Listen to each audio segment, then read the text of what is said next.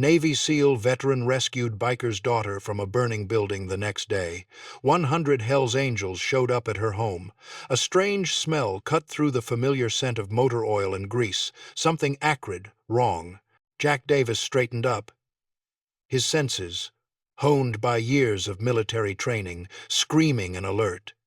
He killed the garage radio, and in the sudden silence, he heard it, the distant wail of sirens, still too far away.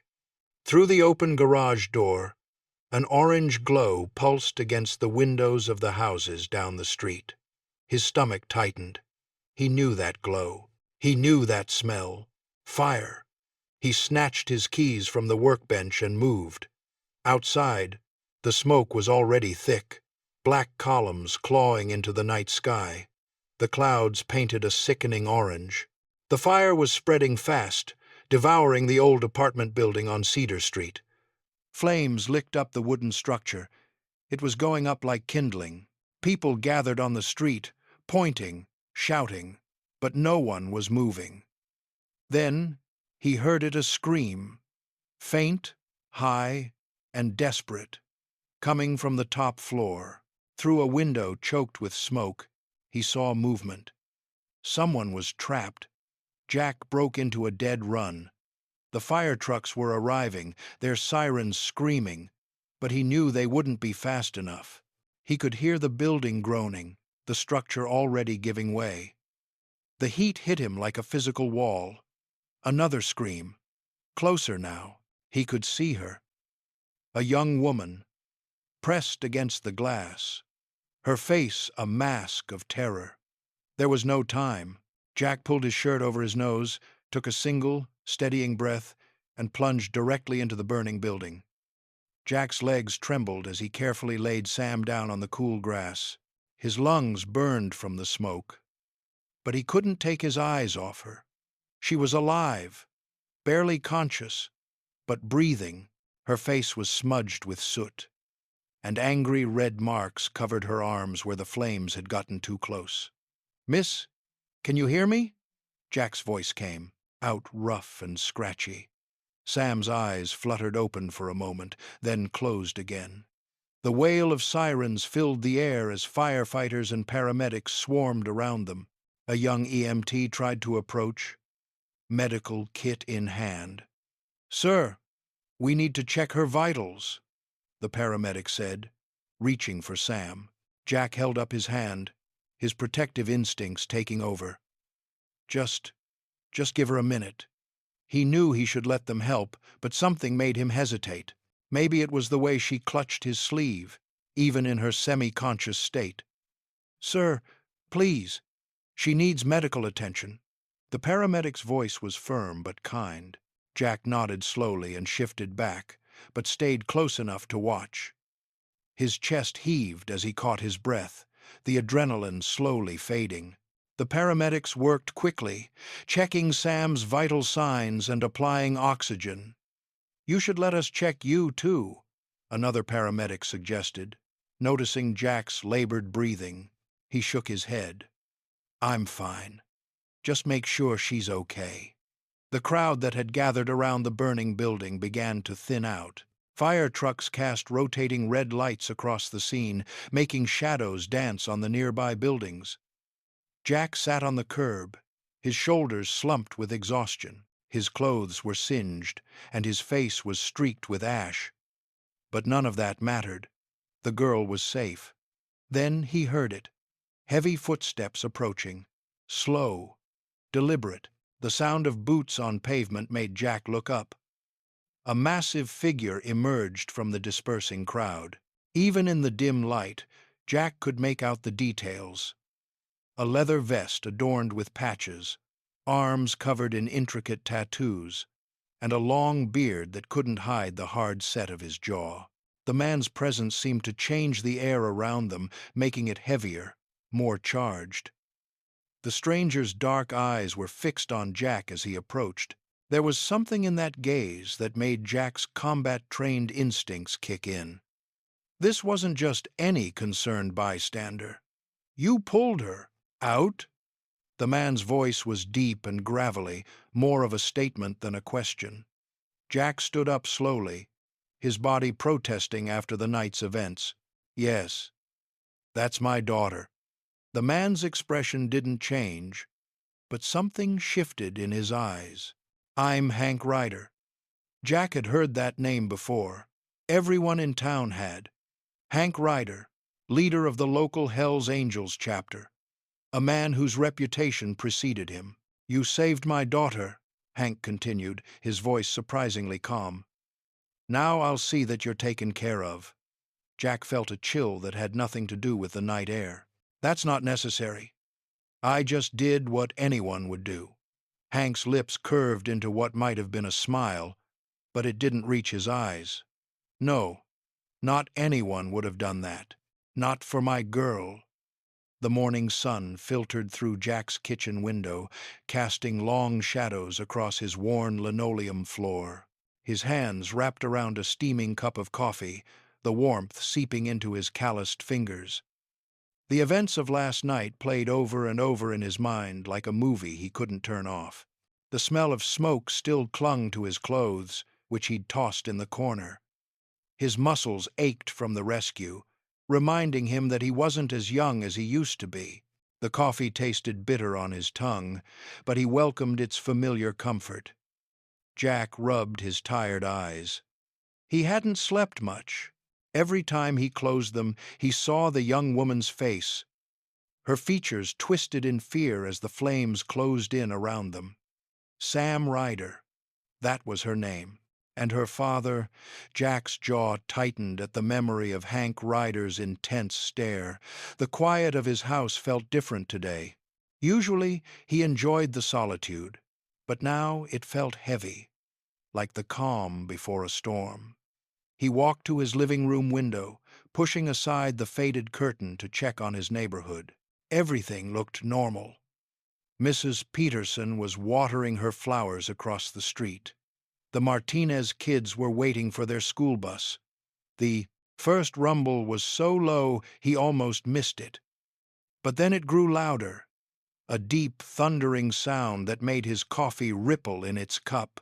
Jack's military instincts kicked in, his body tensing as he moved toward the front window. What he saw made his breath catch in his throat. Motorcycles. Not just a few, but dozens of them. They rolled down his quiet suburban street in perfect formation, their chrome pipes gleaming in the morning sun. Each rider wore a leather vest with the distinctive Hells Angels patch on the back. They filled the street from end to end, their engines creating a symphony of power that seemed to shake the very foundation of his house. Jack's hand automatically reached for his phone, but he stopped himself. What would he even say to the police? These men hadn't done anything illegal. Yet, a sharp knock at his door made him turn. Through the small window, he could see Hank Ryder's imposing figure. Jack took a deep breath, squared his shoulders, and opened the door. Hank stood there, his massive frame blocking out the morning light. Behind him, the sea of bikers stretched as far as Jack could see. They sat on their bikes, silent and watchful, like an army awaiting orders. "Morning." Hank's voice was as rough as gravel. His eyes, hard as steel, locked onto Jack's. "Hope we didn't wake you." Jack said nothing, maintaining his stance in the doorway. His years as a SEAL had taught him when to speak and when to wait.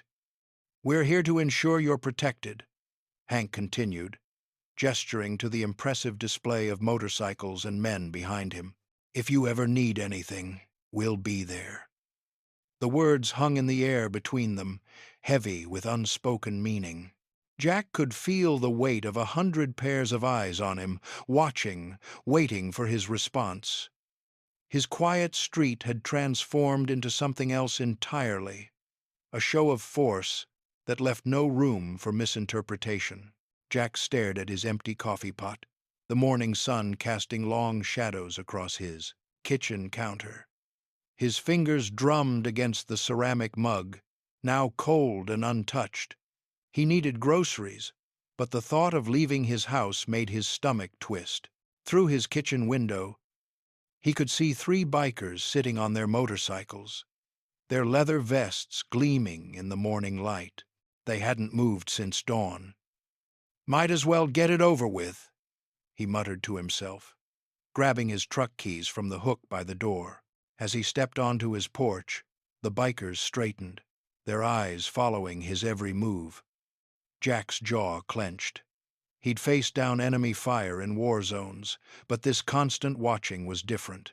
It crawled under his skin. The drive to Thompson's grocery should have taken 10 minutes. But Jack noticed a motorcycle in his rearview mirror the entire way, keeping a steady distance, not threatening, just there. Always there. The store's parking lot was half empty when he pulled in. As he grabbed a shopping cart, he spotted two more Hells Angels members leaning against their bikes near the entrance. One nodded at him, face expressionless beneath his thick beard. Inside the store, Jack tried to focus on his shopping list. Bread, eggs, milk. Simple things, normal things. But as he moved through the aisles, he caught glimpses of leather vests between the shelves. A biker examining canned goods, another supposedly interested in breakfast cereals. Mrs. Thompson, the elderly store owner, gave him a worried look at the checkout counter. "Everything all right, Jack? Those men outside?" "It's fine," he said quietly, handing over his cash. But it wasn't fine. None of this was fine. On his way home, he stopped at Larry's coffee shop for his usual morning cup. Before he could reach for the door handle, it swung open. A burly man with tattoos covering his arms held it for him, saying nothing. Inside, another Hells Angel sat in the corner, pretending to read yesterday's newspaper. Jack's hands shook slightly as he lifted his coffee cup. The warm liquid did nothing to settle the unease in his stomach. Through the window, he watched three more motorcycles cruise past, their riders casting quick glances his way. The drive home felt longer than usual. Every intersection had a biker. Every parking lot held at least one motorcycle. They were like shadows, always present, never directly interfering, but impossible to ignore. When Jack finally pulled into his driveway, his heart sank. During his absence, more bikers had arrived. Two sat in lawn chairs on his front grass, while others stood near their parked motorcycles along the street. They'd made themselves at home, as if his property was their new clubhouse. Inside his house, Jack sank into his favorite armchair, the grocery bags forgotten by the door. The quiet of his living room felt different now, tainted by the knowledge that just outside dozens of eyes were watching, waiting. He ran his hands over his face, feeling the weight of their presence pressing in from all sides. The solitude he'd carefully built since leaving the SEALs was crumbling. His home no longer felt like his own. Through his window, he could see them. Sentinels in leather, claiming his space without a single word. The protection Hank Ryder had promised was starting to feel more like a prison. Jack walked down Main Street, his boots scuffing against the worn concrete sidewalk. The morning sun cast long shadows across storefronts, but he barely noticed the usual hustle of the small town. His mind was too preoccupied with the rumble of motorcycles that seemed to follow him everywhere. He passed Martha's Diner, where he usually enjoyed his morning coffee. Through the window, he spotted two leather-clad bikers sitting at the counter. Their eyes followed him as he walked by. Outside the hardware store, another Hells Angel leaned against his chrome-covered bike, pretending to read a newspaper. The crisp morning air filled his lungs as he took a deep breath. Just 24 hours ago, his life had been simple, quiet, exactly how he liked it. Now, he couldn't shake the feeling of being watched, protected, smothered. "Morning, Mr. Davis," called old Mrs. Peterson from her garden. She glanced nervously at the biker parked across the street before hurrying back inside her house. Jack nodded politely, but kept walking. He'd spent years after leaving the SEALs building a peaceful life here, where nobody knew about his past, where he could work on motorcycles in his garage and keep to himself. Now, because of one rescue, something any decent person would have done, he'd become the center of attention. The park was empty, except for a couple of Hell's Angels sitting on a bench, sharing a cigarette. They straightened up as Jack passed, offering respectful nods. Their presence was both a shield and a cage. By the time Jack circled back to his house, his thoughts were no clearer than when he'd left. His modest home, once a sanctuary of solitude, now felt like the center stage of an unwanted performance. 4 bikes were parked across the street, their riders engaged in quiet conversation that stopped as soon as they spotted him. Jack had just settled into his favorite armchair when 3 sharp knocks echoed through the house. He knew that knock, authoritative, demanding attention. Rising slowly, he opened the door to find Hank Ryder's imposing figure filling the doorframe. "Davis," Hank said, his voice as rough as gravel. His leather vest creaked as he reached into an inner pocket and pulled out a thick manila envelope. Jack's stomach tightened. He'd seen enough envelopes like that during his military days to know what they contained. "This is for your trouble," Hank stated, extending the envelope. His tattooed arms were like steel cables under his skin. "I don't want your money," Jack said quietly but firmly. "I didn't do it for a reward." Hank's expression didn't change, but his eyes hardened slightly. "This isn't up for debate. You saved my little girl. Take it." The envelope hung between them like a loaded gun.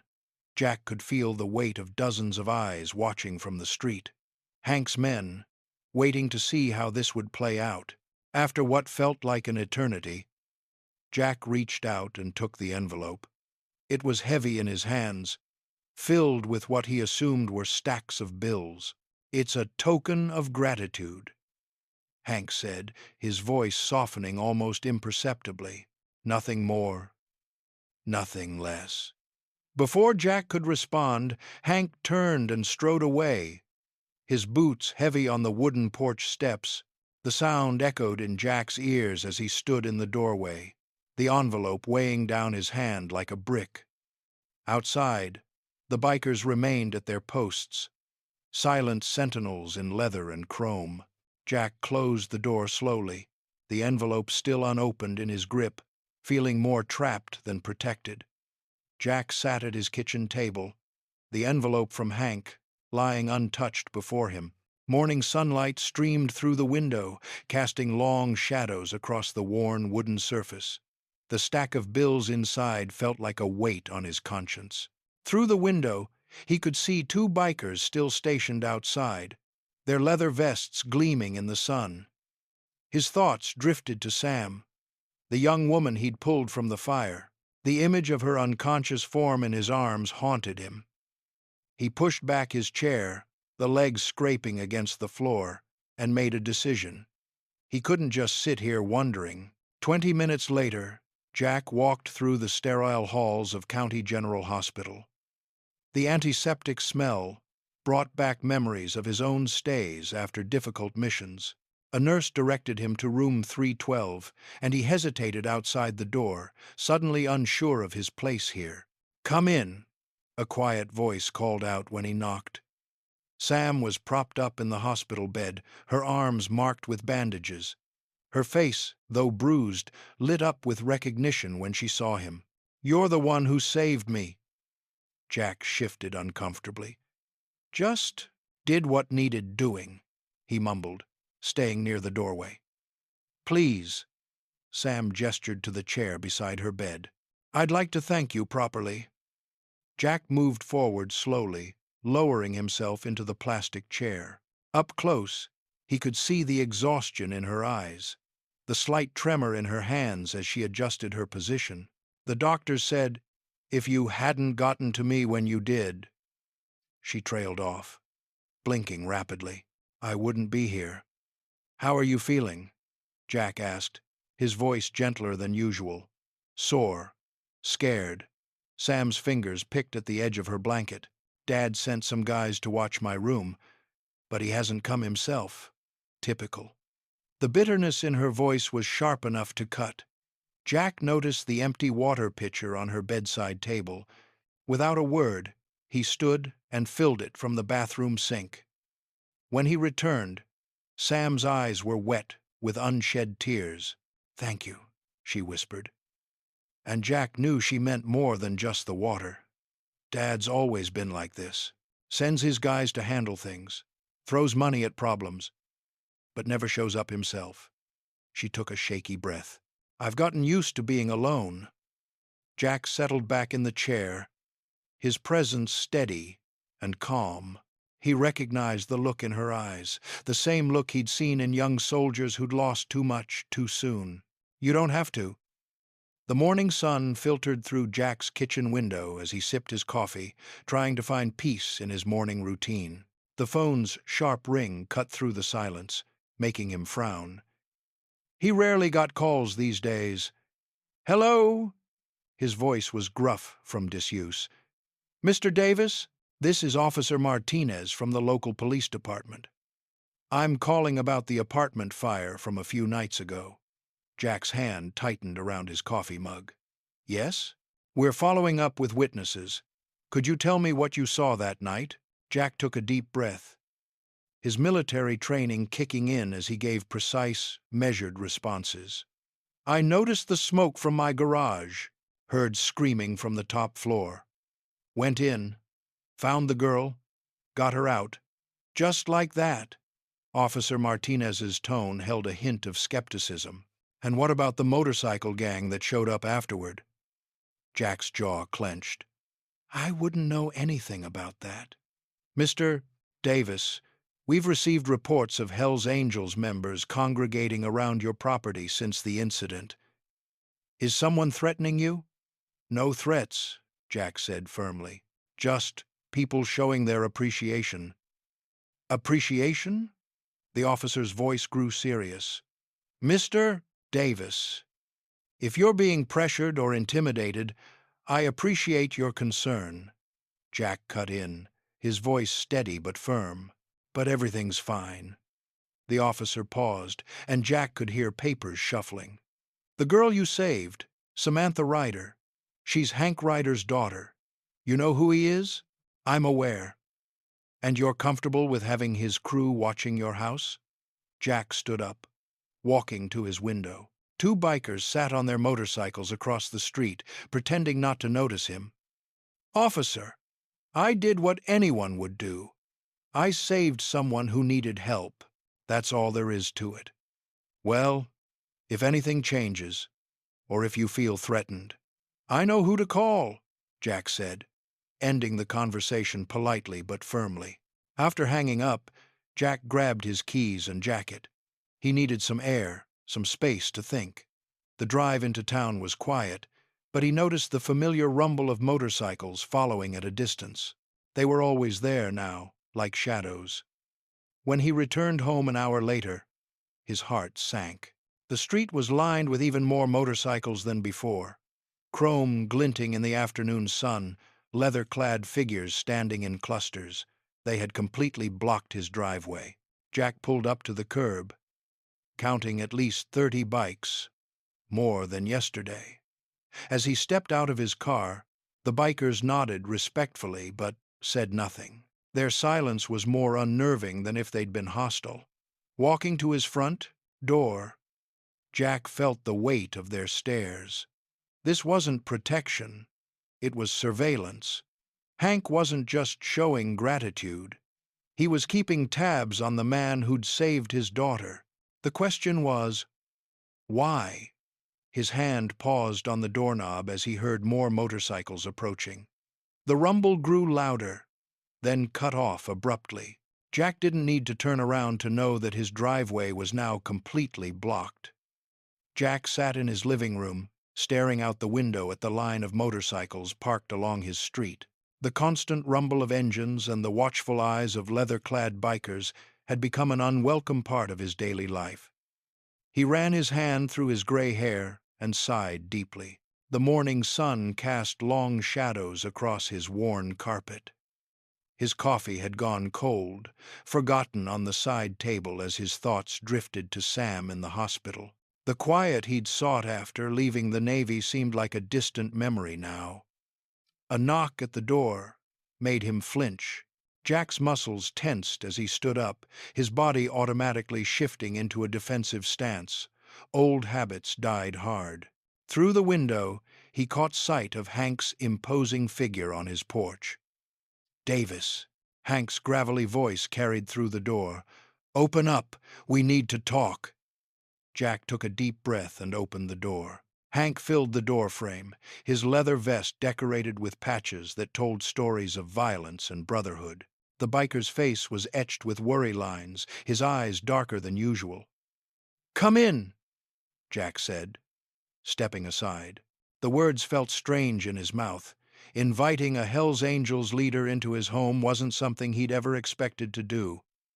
Hank walked in, his heavy boots thudding against the hardwood floor. He didn't sit down, instead pacing the room like a caged animal. Jack watched him, noting how the man's shoulders were tenser than usual. "I need your help with something," Hank said finally, his voice low and serious. "Something important." Jack crossed his arms, leaning against the wall. "I've already got your guys camping outside my house. What more could you want?" Hank stopped pacing and turned to face Jack. "This isn't about the club. This is about Sam." The mention of Sam's name made Jack straighten up. He'd grown protective of her over the past few days, something about her vulnerability striking a chord in him. "There's trouble coming," Hank continued, his fingers drumming against his leather belt. "The kind that could hurt my daughter. I need someone I can trust to help me handle it." "I'm not interested in getting mixed up in gang business," Jack said firmly. Hank's face hardened. "This isn't a request, Davis." He took a step closer, his presence filling the room. "You're part of this now, whether you like it or not." Jack felt his jaw clench. "Is that a threat?" "No." Hank shook his head slowly. "It's just the truth. The moment you pulled my daughter from that fire, you became involved. Those men outside, they're not just watching you. They're protecting you both." Jack asked, though he wasn't sure he wanted to know the answer. "That's what I'm here to discuss," Hank replied, his voice dropping even lower. "But first, I need to know if you're willing to help. Sam trusts you, and right now, that means more than you know." The air in the room grew heavy with tension. Jack could feel the weight of Hank's words pressing down on him, forcing him to make a decision he wasn't ready for. The afternoon sun cast long shadows through Jack's living room windows as he sat in his worn leather armchair. His calloused hands wrapped around a cold cup of coffee he'd forgotten to drink. The rumble of motorcycles outside had become as familiar as birds chirping, though he wasn't sure if that was a good thing. Jack rubbed his tired eyes. The past few days felt like a blur. The fire, saving Sam, and now this constant presence of leather-clad guardians. He glanced out the window where two Hells Angels members sat on their bikes, trading stories and cigarettes. "Could be worse," he muttered to himself, standing to stretch his stiff muscles. His military training had taught him to adapt to any situation. But this was different. These weren't soldiers following orders. They were bikers, following a code he didn't fully understand. The coffee table in front of him still held the envelope of cash Hank had given him. Jack hadn't touched it. Some part of him knew that accepting it meant accepting everything else that came with it. A sharp knock at the door broke through his thoughts. Jack tensed automatically. It wasn't the usual heavy-handed knock Hank used. This was different, more aggressive somehow. Moving cautiously to the door, Jack's training kicked in. He positioned himself slightly to the side before opening it. A man stood there, tall, lean, with a snake tattoo crawling up his neck. He wasn't wearing Hells Angels colors. Instead, his leather vest displayed the insignia of the Road Demons. a rival gang known for their brutality. "Can I help you?" Jack's voice was calm but firm. The man's lips curled into a cold smile. "Maybe you can. Word is you've gotten awful cozy with Ryder and his crew." His eyes darted past Jack, scanning the interior of the house. "I helped someone who needed it," Jack replied evenly. "That's all." "See, that's not how this works." The man took a step closer, his boots scraping against the welcome mat. "You're either in or you're out, and trust me, you don't want to be in." Jack didn't move, didn't flinch. He'd faced worse threats in darker places. "Sounds like that's my choice to make." "Is it?" The man's voice dropped to a whisper. "Because from where I'm standing, you're just a civilian who stumbled into something way over his head. Back off now, old man, before things get complicated." The two Hells Angels members from the street had noticed the visitor. Their bikes roared to life, the sound filling the quiet neighborhood. The man's smile widened. "Think about what I said. Next time, it won't be just a friendly chat." Jack watched as the man turned and walked away, his movements deliberate and threatening. The Hells Angels members revved their engines, making their presence known. But the rival gang member didn't even glance their way. Standing in his doorway, Jack felt the weight of his new reality settling onto his shoulders. The quiet life he'd built was slipping away, replaced by something darker and more complex. But as he thought about Sam's grateful eyes in the hospital, he knew he couldn't just walk away. He closed the door quietly, his mind already working through what this new threat might mean. The coffee in his cup had gone completely cold now, but he barely noticed as he took a sip, lost in thought. The hospital room was quiet except for the steady beeping of monitors and the soft rustle of Sam shifting in her bed. Jack sat in the worn vinyl chair, watching as she turned her face toward the window for the third time that hour. The afternoon sun cast long shadows across her features, highlighting the healing burns on her arms. "You've been quiet today," Jack said, his voice gentle.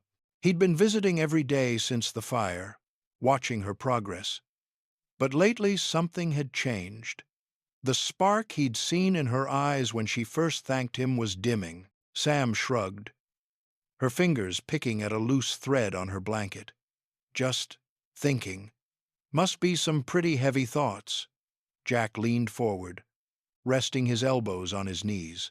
"Want to talk about it?" She was silent for a long moment, her eyes fixed on the world outside. When she finally spoke, her voice was barely above a whisper. "You know what's funny? All those bikers out there, watching over us. They've spent more time around me in the past week than my dad has in years." Jack remained silent, giving her space to continue. Sam's fingers stopped fidgeting with the thread, and she clasped her hands tightly in her lap. "Growing up, I barely saw him," she continued. "He'd show up every few weeks, throw some money on the table, and disappear again. The Hells Angels were his real family. I was just there." Jack noticed her shoulders tensing as she spoke. "That must have been hard." "Hard?" Sam let out a bitter laugh. "I spent every Father's Day making cards for a man who never showed up. Every birthday, I'd wait by the window, hoping to hear his motorcycle." She swallowed hard. "My aunt raised me, mostly. She tried her best, but it wasn't the same," Jack finished softly. Sam nodded, tears welling in her eyes. "You know what the worst part is? Even now, he thinks throwing money at me and posting guards makes him a good father, like love can be bought with cash and protection." Jack felt his heart ache for the lonely child she'd been. He understood what it meant to grow up without real connection, to feel like an afterthought in someone else's life. "The night of the fire," Sam continued, her voice shaking, "I was alone in my apartment, just like always. When the smoke started coming in, I called him. Do you know what happened?" She turned to look at Jack, tears now flowing freely. It went straight to voicemail, just like it always does. Jack reached out slowly, offering his hand. After a moment's hesitation, Sam took it, her fingers cold against his palm. "But you came," she whispered. "A complete stranger risked his life to save me, while my own father couldn't even answer his phone." "Sam." Jack squeezed her hand gently. "I've never felt loved by him," she admitted, the words tumbling out now. "Protected, maybe. Provided for, sure. But loved? Never." She wiped her eyes with her free hand. "I don't even know what that feels like." The confession hung in the air between them, heavy with years of unspoken pain. Jack held her hand steadily, offering silent support as she finally let herself cry. Years of loneliness and hurt pouring out in quiet sobs.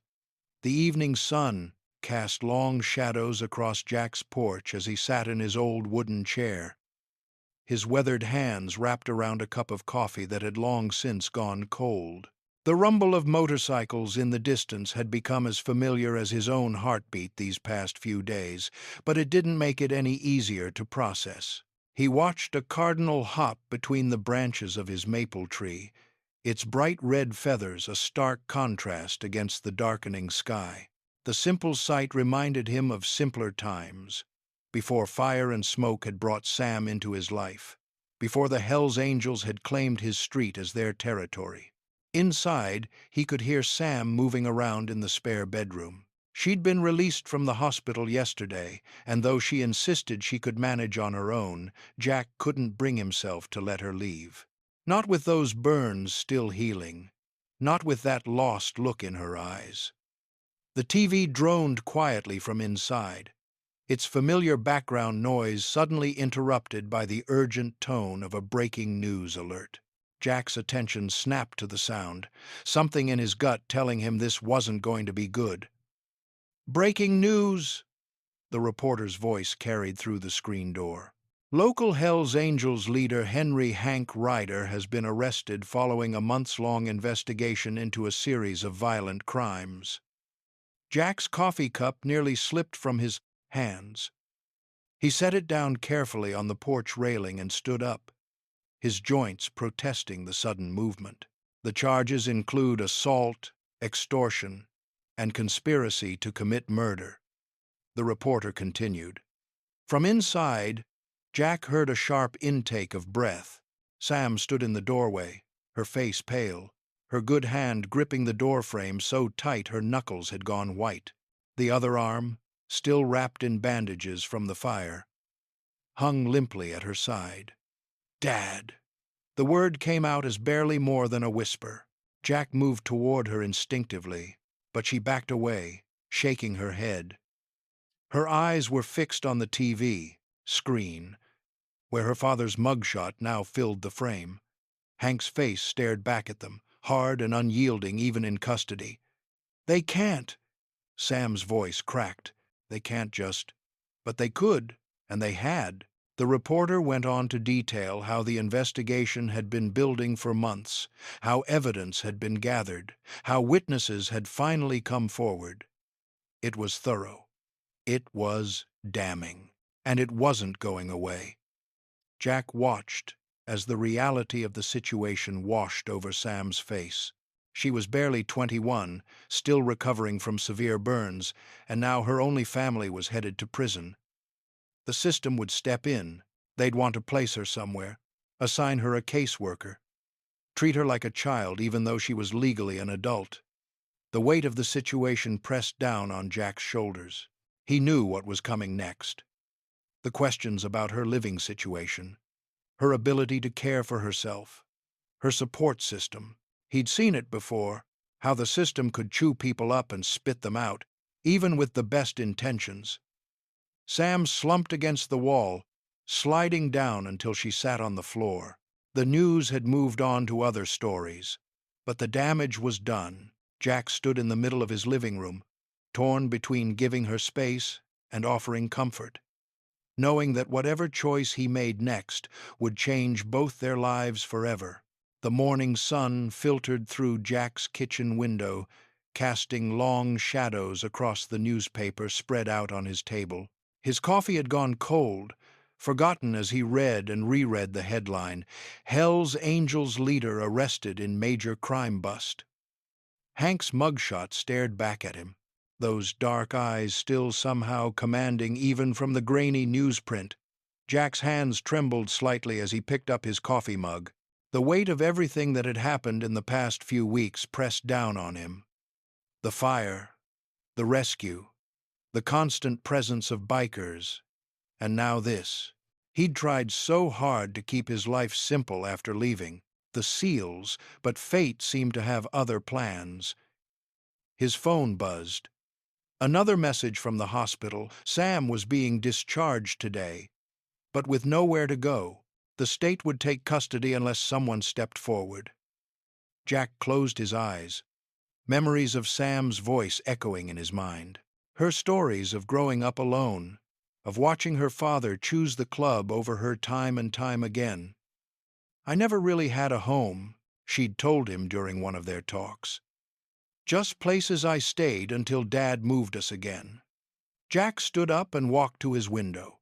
The street was eerily empty now. No rumbling motorcycles, no leather-clad watchers. The Hells Angels had scattered like smoke after Hank's arrest, leaving behind nothing but uncertainty. He grabbed his jacket from the hook by the door, his decision already forming even as his mind raced with doubts.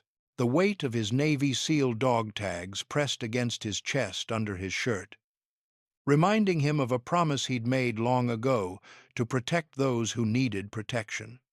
His truck started with a familiar rumble. The drive to the courthouse felt longer than usual, each mile marked by memories of Sam's stories, her quiet strength, her resilience. The way she'd smiled, really smiled, when he'd brought her favorite books to the hospital. The courthouse loomed ahead, its stone steps well worn by countless footsteps. Jack parked his truck and sat for a moment, gripping the steering wheel. He wasn't naive. He knew what he was walking into. The state would look at his background, his connection to the Hells Angels, however unwanted it might be. They'd question everything. But then he thought of Sam in foster care, bouncing from home to home like she had her whole life. He thought of the trust in her eyes when she told him about her past, the way she'd finally started to believe that someone could actually care about her without wanting something in return. Jack stepped out of his truck, straightening his jacket. The morning air was crisp, carrying the scent of approaching autumn. A few courthouse workers hurried up and down the steps, clutching coffee cups and files, paying him no attention. His boots were heavy on the stone steps, each footfall echoing with purpose. Inside, the courthouse was quiet, its marble floors reflecting the fluorescent lights above. Jack approached the information desk, his heart steady despite the magnitude of what he was about to do. The clerk looked up at him expectantly, her glasses perched on the edge of her nose. "I need to file for emergency guardianship," Jack said, his voice firm despite his racing thoughts. The aroma of spaghetti and garlic bread filled Jack's small kitchen.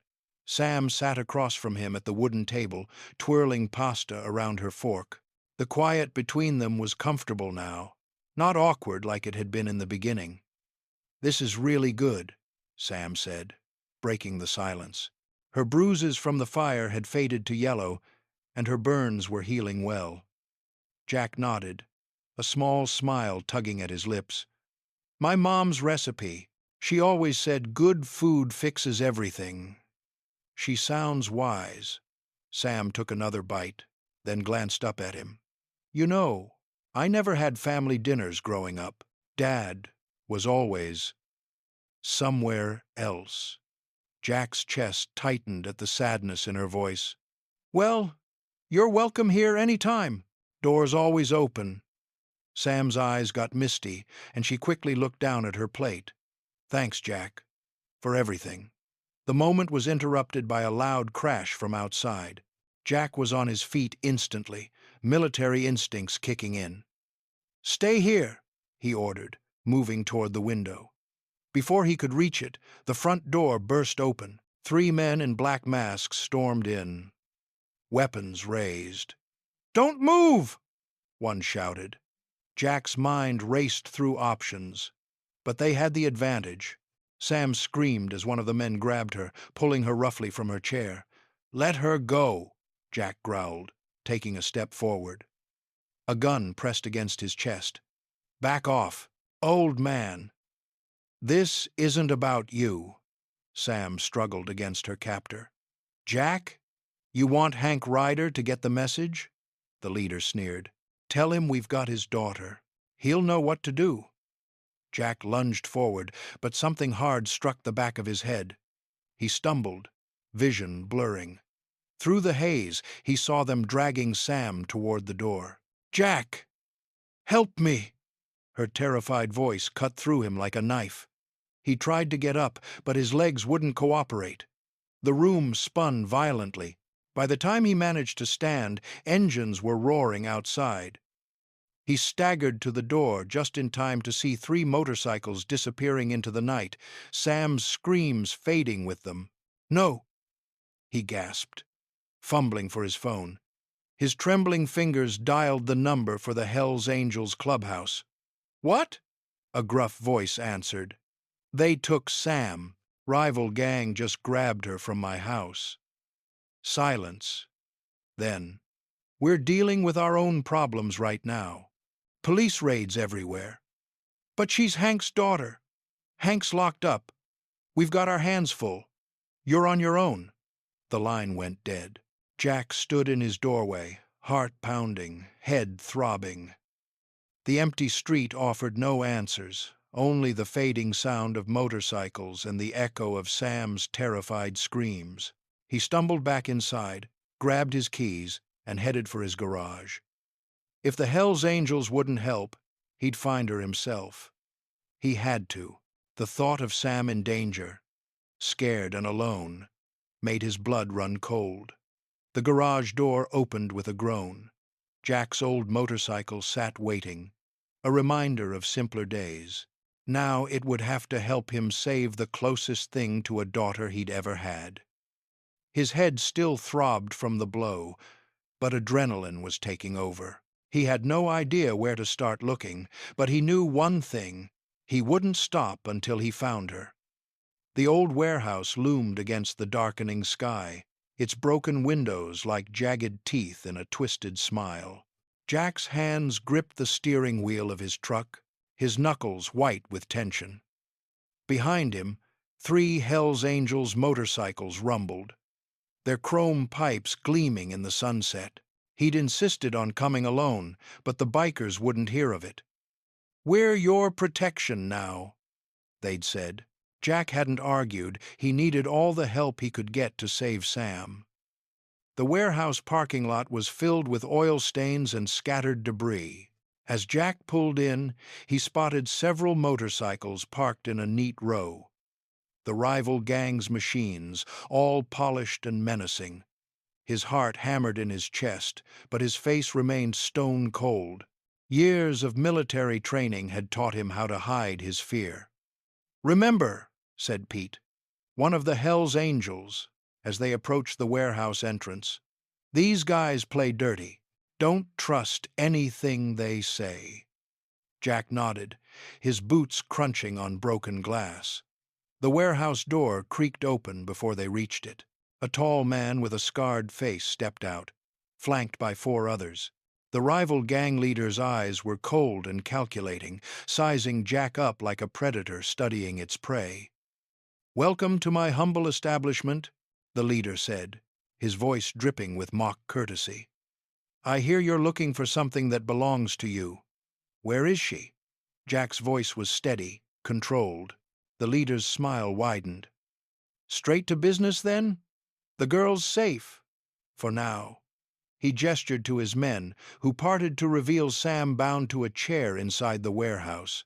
She looked frightened but unharmed, her eyes wide with fear and relief at seeing Jack. Jack took a step forward, but the leader's men blocked his path. "Not so fast, old man. We need to discuss terms first."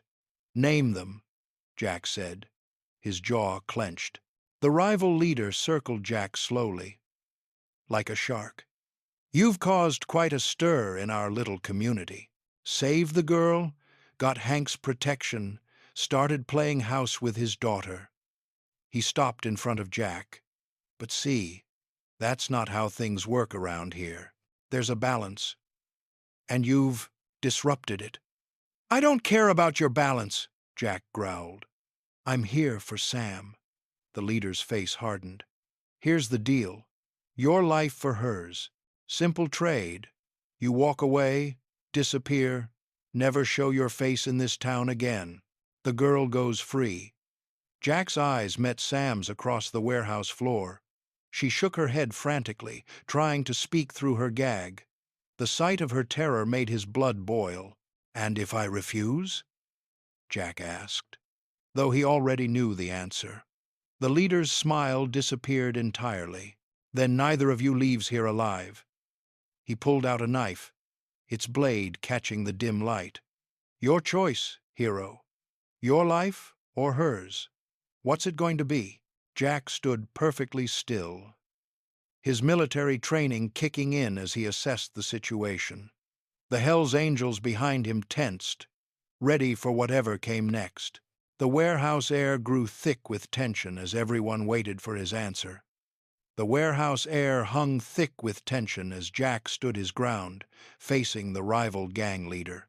Flickering fluorescent lights cast harsh shadows across the concrete floor, making the scene feel like something out of a nightmare.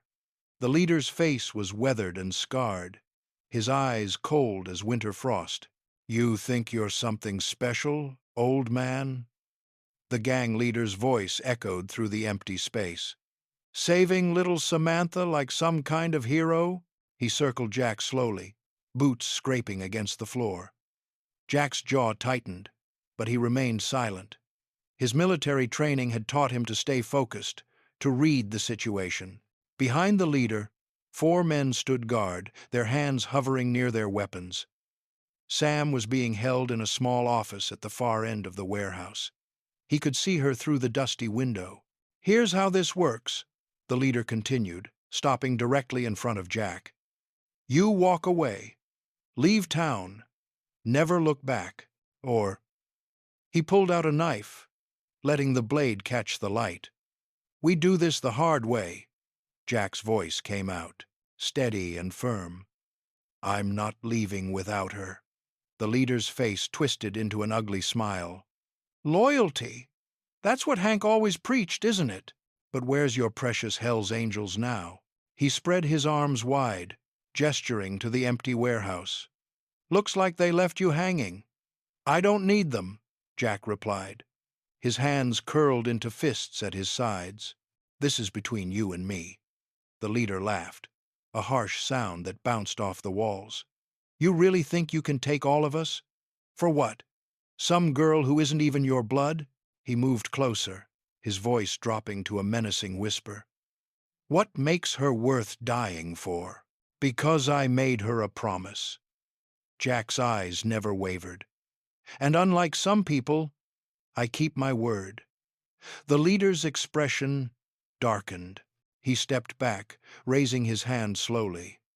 His men tensed, ready for the signal. Then, let's see just how far that loyalty goes. His fingers started to curl into a fist. But before he could complete the gesture, the deep rumble of motorcycles filled the air. The sound grew louder, echoing through the warehouse like thunder. Through the grimy windows, headlights pierced the darkness. The rival gang leader's hand froze mid-air as Hank Ryder's voice boomed from outside. Jack Davis is one of us now. The words carried weight, heavy with authority and threat. His loyalty isn't in question anymore. The warehouse doors burst open, and the Hells Angels poured in, their leather vests bearing the familiar Death's head patch. They filled the space like a dark tide, surrounding the rival gang members.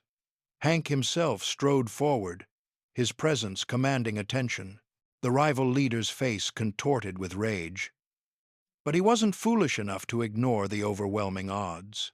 His raised hand slowly opened, then fell to his side. "This isn't over," he spat. But the threat in his voice had lost its edge. Jack stood unmoved, his eyes fixed on the office where Sam was being held. He wouldn't relax until she was safely by his side. The rival leader gestured sharply to his men, and they retreated toward the office to release her. The headlights of Jack's truck cut through the darkness as they drove home. Sam sat quietly in the passenger seat, her hands folded in her lap. Every few minutes, Jack glanced over at her, making sure she was really there, really safe. "You okay?" he asked, his voice gentle.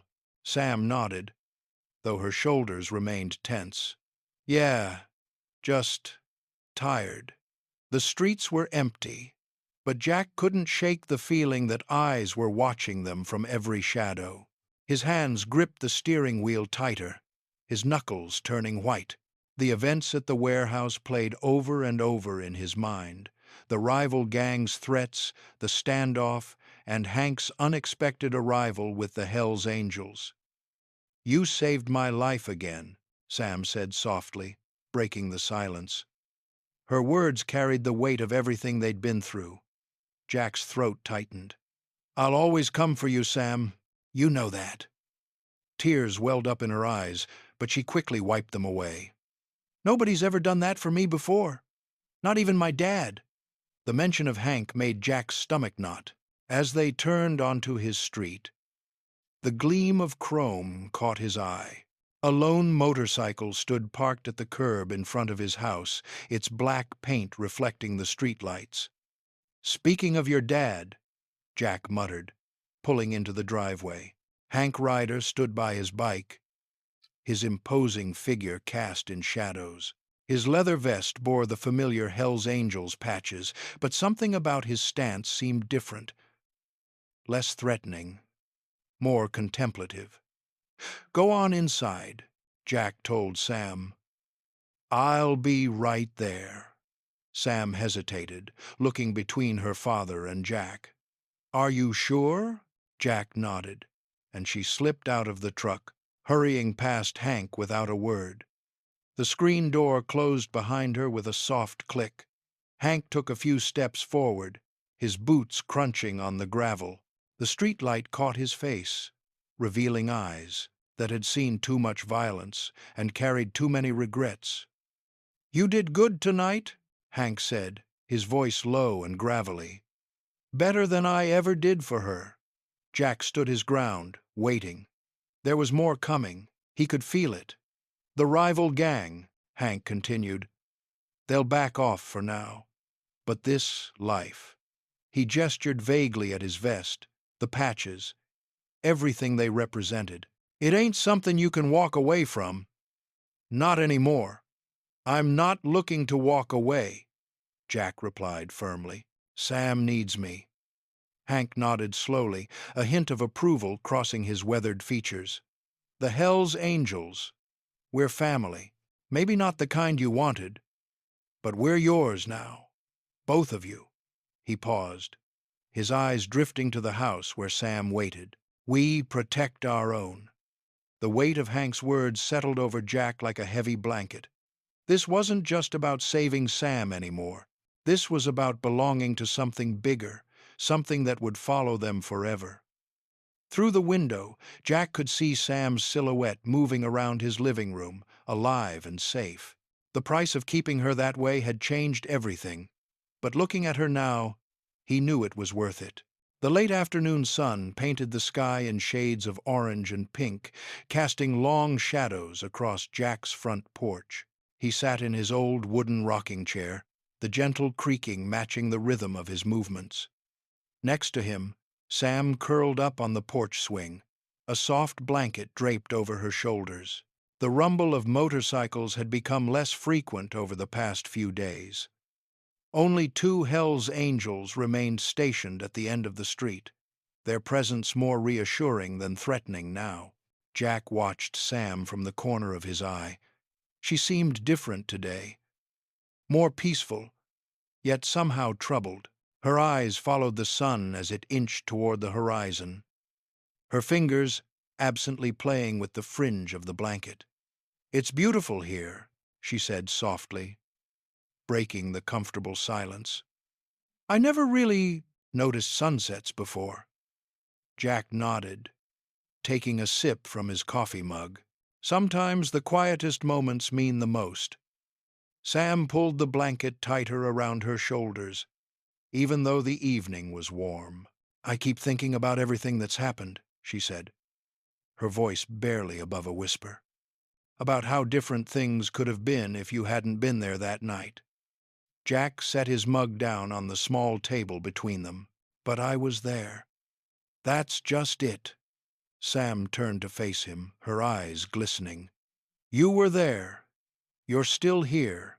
Nobody's ever—" She swallowed hard, looking down at her hands. "Nobody's ever just stayed before."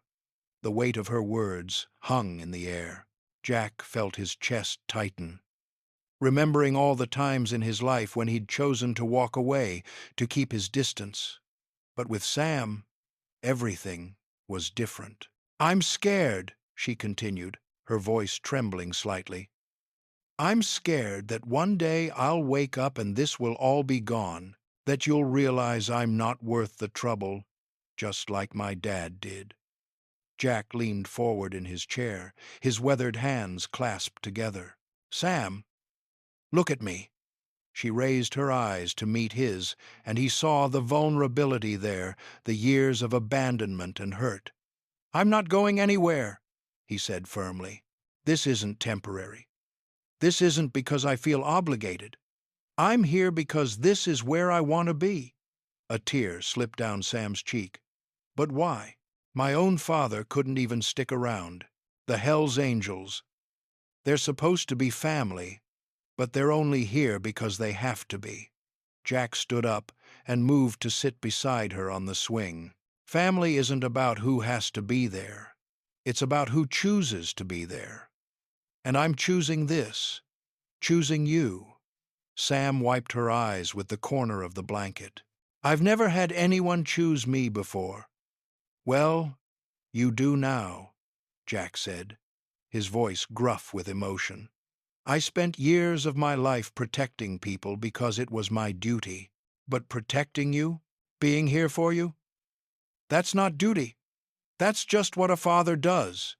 Sam leaned against his shoulder, and Jack wrapped an arm around her. Together, they watched as the last rays of sunlight painted the sky in brilliant gold. The simple moment felt more important than any mission he'd ever completed, any battle he'd ever fought. "Thank you," Sam whispered, "for being the father I never had." The morning sun cast long shadows across Jack's front yard as he sat at his kitchen table, sipping coffee and watching Sam read a book on the couch. The peaceful moment shattered when 3 sharp knocks echoed through the house. Jack opened the door to find a clean-cut man in a crisp police uniform. "Mr. Davis?" "I'm Officer Thompson. Got a minute?" Jack's stomach tightened, but his face remained neutral.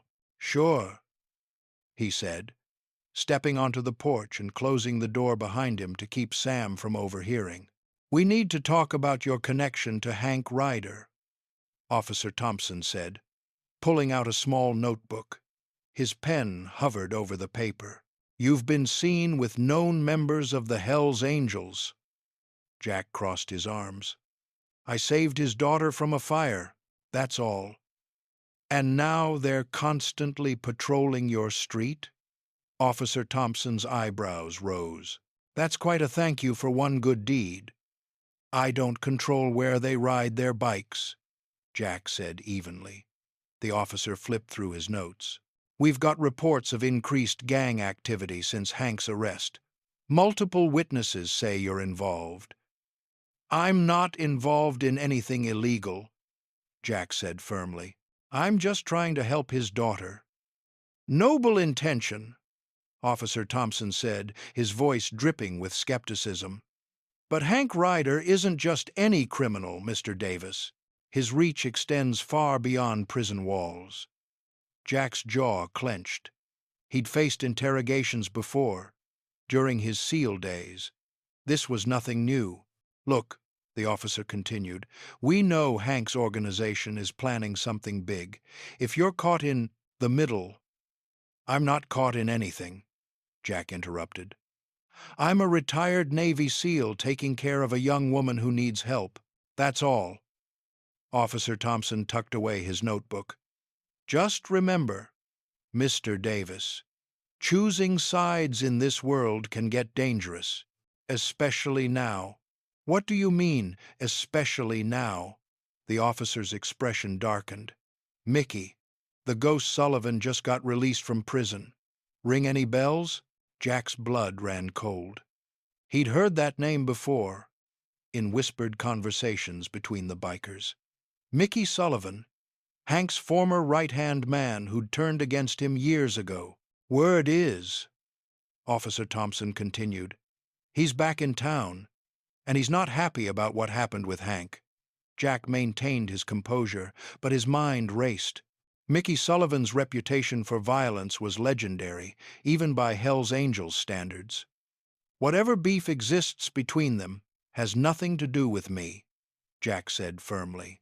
Maybe not directly, the officer replied. But you're housing Hank's daughter. That makes you a target by association. Through the window, Jack could see Sam still reading peacefully on the couch, unaware of the growing storm around them. Thanks for the warning, Jack said, his tone making it clear the conversation was over. As Officer Thompson walked back to his patrol car, Jack's training kicked in. He began mentally cataloging escape routes, safe houses, and defensive positions. The quiet life he'd built was crumbling, and Mickey Sullivan's return meant one thing. The violence they'd been trying to escape was about to catch up with them. The morning sun cast long shadows across Jack's front yard as he watched Sam head inside after their usual breakfast together. The rumble of motorcycles had become less frequent lately, but Jack knew better than to believe they were truly gone. He grabbed his keys, hoping a trip into town might help clear his head. I'm heading to the hardware store, he called out to Sam. Need anything while I'm out? No thanks, she replied, settled comfortably on the couch with a book. Be careful out there. The drive into town felt almost normal. Almost. Jack couldn't shake the feeling of being watched, even though he didn't spot any leather-clad bikers in his rearview mirror. The small downtown area was quiet, with just a few early shoppers making their rounds. Inside Johnson's Hardware, Jack browsed the aisles aimlessly, picking up random items he didn't really need. The bell above the door chimed, and he tensed instinctively. Heavy boots thudded against the wooden floor. Trying to disappear on us, Jack? Hank's gravelly voice carried across the empty store. Jack set down the wrench he'd been examining. Just running errands, Hank. We both know that's not true. Hank moved closer, his presence filling the narrow aisle. You're trying to distance yourself. Protect Sam by cutting ties. The fluorescent lights buzzed overhead as Jack turned to face him. Hank looked tired, older somehow, the weight of recent events evident in the deep lines around his eyes. Can you blame me? Jack asked quietly. After everything that's happened? Hank's laugh was hollow. You think walking away makes the target on your back disappear? On Sam's back? I have to try something, Jack insisted, his voice tight with frustration. She deserves a normal life. Normal? Hank shook his head slowly. That ship sailed the moment you pulled her from that fire. We're all marked men now, Jack. You, me, even Sam. The truth of those words settled heavy in Jack's chest. He'd known it, deep down, but hearing it spoken aloud made it real. The Devil's Hand is back in town, Hank continued, referring to the rival gang. They're not just after the Angels anymore. They're after everyone we care about. Jack leaned against the shelf, feeling the metal dig into his shoulder. So what am I supposed to do? Just accept that Sam will never be safe? You accept that the family you choose comes with a "Price," Hank said, his voice lowering. "The loyalty you showed? The protection we offered? That's not something you can just walk away from." The morning light, streaming through the store's dusty windows, caught the patches on Hank's leather vest, making the Hells Angels insignia gleam dully. "I'm not running," Jack said firmly. "No," Hank agreed. "You're trying to protect what's yours. I respect that. But you can't outrun the past, Jack. Not yours, not mine, not anyone's." A customer walked past the aisle, casting a nervous glance at the two men before hurrying away. Jack watched them go, envying their ability to walk away from this conversation, from this life. "Trouble's coming," Hank said, his tone matter-of-fact. "Whether you stay close or try to run, it'll find you all the same." Jack sat at his kitchen table, cleaning his old service pistol with practiced hands. The familiar motions brought him a strange comfort as he watched Hank pace across his living room. The biker leader's heavy boots thumped against the hardwood floor, each step echoing with tension. "They're not going to wait much longer," Hank growled, his weathered face creased with worry. "We need to be ready." Jack nodded, sliding the cleaned barrel back into place. "Sam's safe at the safe house?" "Got my most trusted men watching her." Hank stopped pacing and leaned against the wall. "Styx, never thought I'd see the day when I'd trust an ex-SEAL with my daughter's life." The corner of Jack's mouth twitched. "Never thought I'd be fighting alongside Hell's Angels." Outside, motorcycles rumbled to life. Through the window, Jack could see dozens of bikers gathering, their leather vests gleaming in the afternoon sun. The street was lined with chrome and steel, a small army ready for war. "Your men know what they're walking into?" Jack asked, holstering his weapon. Every single one of them chose to be here. He pulled out his phone, checking messages. "Got word the rival gangs moving. They want to meet at the old lumber mill." "Sounds like a trap," Jack said, standing up. "Oh, it's definitely a trap." Hank grinned, but there was no humor in it. "Question is, are we ready for it?" They stepped outside into the warm afternoon air. The rumble of engines filled the street as nearly 50 Hells Angels waited for their leader's signal. Jack could feel the tension crackling through the air like electricity before a storm. Hank mounted his bike, the machine thrumming beneath him. "When this goes down, it's gonna go down fast." Jack swung onto his own motorcycle, a gift from the Angels he'd initially tried to refuse. Now it felt like an extension of himself, another weapon in his arsenal. The convoy rolled out, a thundering parade of chrome and leather. They wound through back roads and empty streets, keeping formation tight. Jack's military training kicked in as he scanned for threats, watching rooftops and shadows. The old lumber mill came into view, its rusted gates hanging open like a mouth ready to swallow them whole. Abandoned machinery cast long shadows across the gravel lot. The place reeked of rust and decay. And something else. Something wrong. Hank raised his fist, bringing the convoy to a stop just outside the gate. The engines idled, a low growl of anticipation. "See it?" Hank asked quietly. Jack nodded. Too quiet. No birds, no movement.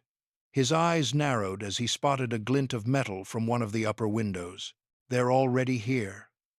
As if on cue, gunfire erupted from the mill's dark windows. Bullets pinged off chrome and scattered gravel. The Hells Angels scattered for cover, engines roaring to life. "It's started!" Hank bellowed over the chaos, pulling his gun. "Show these bastards what happens when they mess with family."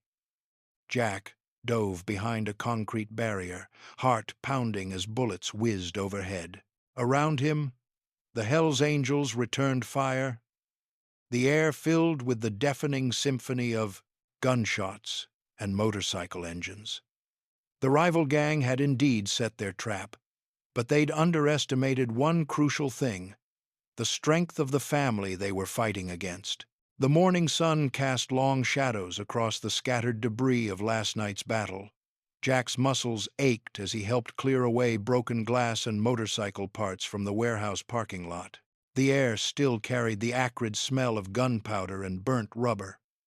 Hank sat on a wooden crate, grimacing as a fellow Hell's Angel wrapped bandages around his shoulder. His leather vest was torn and bloody, but his eyes held the same fierce determination they always did. "You fought well," he said to Jack, his voice rough with pain. Jack nodded, surveying the damage around them. Several motorcycles lay on their sides, chrome dulled by dust and scratches. The rival gang had fled, leaving their wounded behind. Local police sirens wailed in the distance, growing closer. "We need to move," one of the bikers called out. The remaining Hells Angels quickly mounted their bikes, engines roaring to life. Hank struggled to his feet, supported by two of his men. "Take care of my girl," Hank said to Jack, his words barely audible over the rumble of motorcycles. Before Jack could respond, they were gone, leaving only tire tracks in the gravel. Sam stood nearby, her arms wrapped tightly around herself. She hadn't said much since the fighting ended. Jack walked over and placed a gentle hand on her shoulder. "Let's go home," he said softly. The drive back was quiet, both of them processing the night's events. Jack's truck bumped along the familiar roads, passing houses where people were just starting their normal morning routines, unaware of the violence that had erupted on the outskirts of their small town. At home, Jack made coffee while Sam sat at the kitchen table, staring at her hands. The morning light streamed through the windows, making the dust motes dance in the air. Everything looked exactly the same, as it had yesterday. But nothing felt the same. "You okay?" Jack asked, setting a steaming mug in front of her. Sam wrapped her fingers around the warm ceramic. "I keep thinking about Dad," she said. "He could have died last night." Jack pulled out a chair and sat down heavily. His own coffee remained untouched. "Your father's tough. He'll heal." "I know." Sam traced the rim of her mug with her finger. "It's just, I've never seen him vulnerable before. He was always this invincible figure." The kitchen clock ticked steadily as they sat in comfortable silence. Outside, birds chirped their morning songs, oblivious to the turmoil of human lives. Later, as the sun began to set, they moved to the front porch. Jack's old wooden chairs creaked under their weight. The evening air was cool and clean, carrying the scent of freshly cut grass from somewhere down the street. Sam leaned back, her eyes closed. The bruise on her cheek had darkened to purple, but her breathing was steady and calm. Jack watched her, feeling a surge of protectiveness. Despite everything, the violence, the fear, the uncertainty, they had made it through together. They sat there as darkness settled over the neighborhood, each lost in their own thoughts. The streetlights flickered on, one by one, creating pools of yellow light on the quiet street. No motorcycles rumbled in the distance. No threats lurked in the shadows. For now, at least, they had found their peace.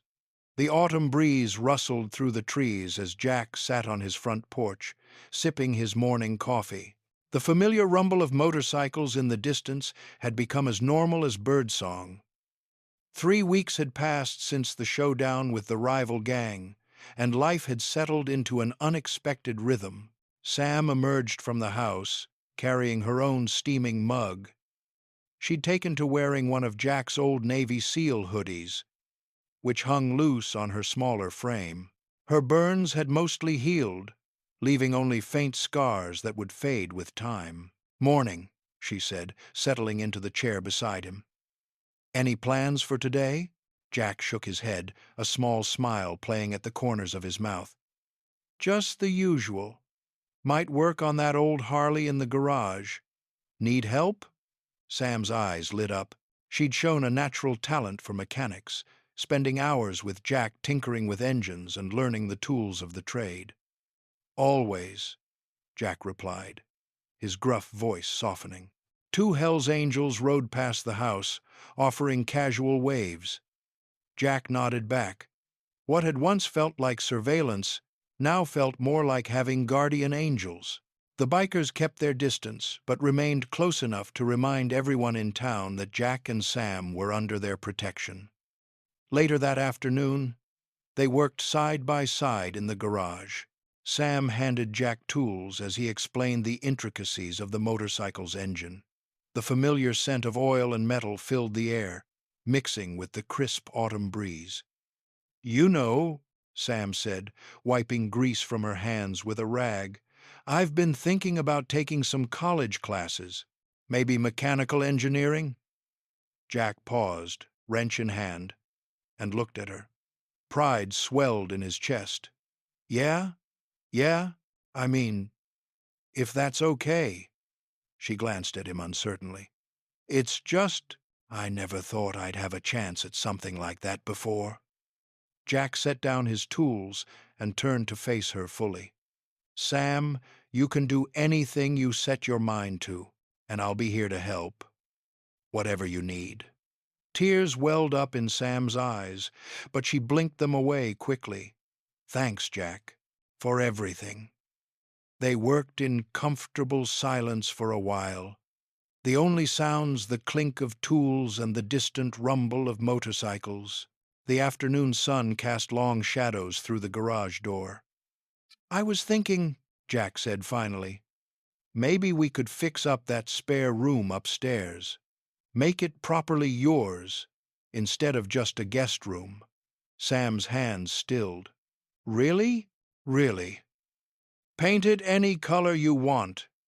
Get some new furniture. Make it home." The word home hung in the air between them, heavy with meaning.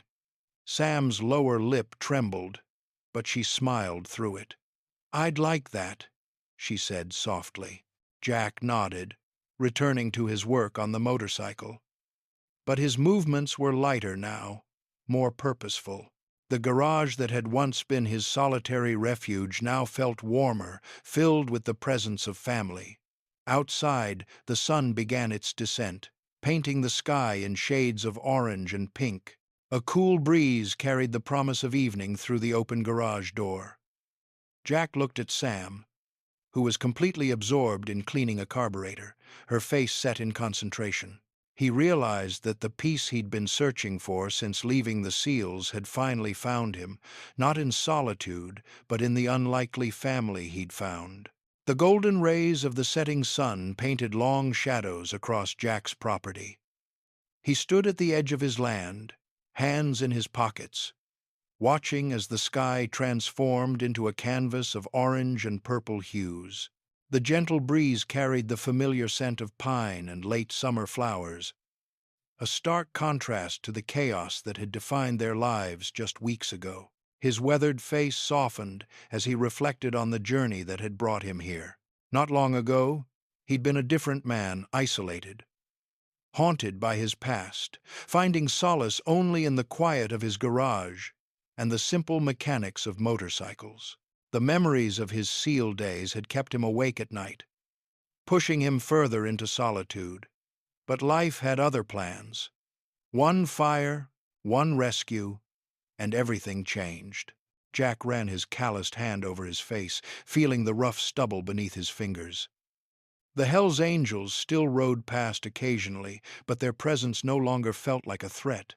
Instead, they had become silent guardians, a reminder of the unusual family they'd all become. He thought about Sam, how scared and broken she'd seemed that first night in the hospital. Now, she walked with confidence, her head held high. Genuine. The transformation wasn't just hers. Jack had changed, too. The walls he'd built around himself had crumbled, brick by brick, replaced by something stronger: trust, love, and purpose. The sound of footsteps in the grass behind him drew his attention. Sam approached, her steps steady and sure. Her burns had healed well, leaving only faint scars that would fade with time. She wore one of his old Navy sweatshirts, too big for her frame but somehow perfect. "Penny, for your thoughts?" she asked, coming to stand beside him. Jack's lips curved into a small smile. "Just thinking about how different things were a few months ago." Sam nodded, understanding in her eyes. "Before you became my personal superhero?" He chuckled softly, the sound natural now where it once would have been foreign. "Before I knew what I was missing," he corrected. They stood in comfortable silence, watching the sun sink lower on the horizon. The peace between them felt earned, built on shared battles and mutual trust. "You know," Sam said quietly, "I used to think I'd never belong anywhere. With my dad, with the angels, it was always conditional love." She kicked at a small stone near her foot. "But with you, it's different." Jack turned to look at her, seeing not the scared girl he'd pulled from the fire, but the strong young woman she'd become. "Family isn't always about blood," he said, his voice rough with emotion. "No," she agreed. "Sometimes it's about who stays when everyone else walks away." She paused, then added, "Or who runs into a burning building to save someone they don't even know." Jack felt something settle in his chest, a weight he hadn't even realized he'd been carrying finally lifting. The ghosts of his past seemed to fade in the dying light, replaced by the certainty of the present. He was no longer the solitary man hiding from the world, nor was he just a former Navy SEAL haunted by his missions. He was something more, now a protector, a guardian, a father figure.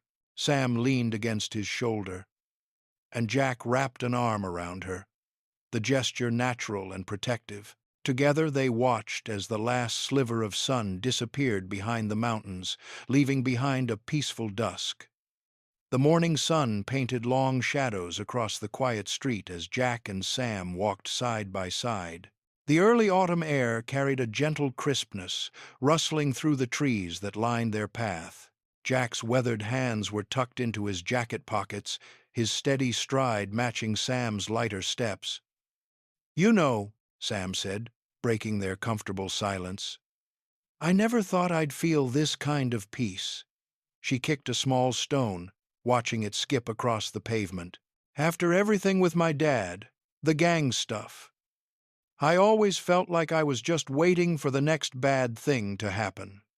Jack nodded, understanding in his eyes. The past few months had changed them both. His once solitary life had transformed into something richer, more meaningful. "Life has a way of surprising us," he said, his voice carrying the gentle gruffness that Sam had come to find comforting. They passed the spot where the apartment building had burned down, now just an empty lot waiting for new construction. Sam paused for a moment, looking at the space where their story had begun. "Sometimes I think about that night," she said softly. "How different everything would be if you hadn't been there." Jack's expression softened as he remembered the flames, the smoke, the split-second decision that had changed both their lives forever. "We can't change the past," he said, placing a reassuring hand on her shoulder. "But we can choose what we do with today." Sam smiled, a genuine warmth reaching her eyes. "You sound like one of those inspirational posters," she teased, bumping her shoulder against his arm. A rare chuckle escaped Jack's lips. "Maybe I missed my calling as a motivational speaker." They continued walking, their footsteps falling into an easy rhythm. The street was quiet, with only the occasional car passing by. In the distance, they could hear the familiar rumble of motorcycles, a sound that no longer brought anxiety, but rather a strange sense of security. "Do you ever regret it?" Sam asked suddenly, her voice smaller than usual. "Taking me in, dealing with all the chaos that came with it?" Jack stopped walking and turned to face her. His blue eyes, usually guarded, held a fierce certainty. "Not for a second," he said firmly. "Family isn't about blood, Sam. It's about who you choose to stand by, no matter what comes. Sam's eyes welled up with tears, but she quickly blinked them away. She reached for Jack's hand, squeezing it tightly. The gesture said everything words couldn't: gratitude, trust, love. They started walking again, hand in hand now. The road stretched out before them, winding into the distance. Neither knew exactly what lay ahead, but it didn't matter anymore. They had faced down fires, rival gangs, and their own demons together. Whatever came next, they would face it the same way. "So," Sam said, a hint of mischief in her voice. "What's for dinner?" Jack smiled, the expression transforming his usually stern features. "I was thinking we could try that new place downtown. The one with the terrible parking? That's the one." "Well," Sam grinned, "at least we know we'll have plenty of backup if anything goes wrong. Pretty sure there's at least 3 angels watching us right now." Jack shook his head, amused. They reached the corner, where the morning sun hit the street at just the right angle to make everything glow. Their shadows stretched out behind them as they turned, ready to face whatever the day might bring. Together,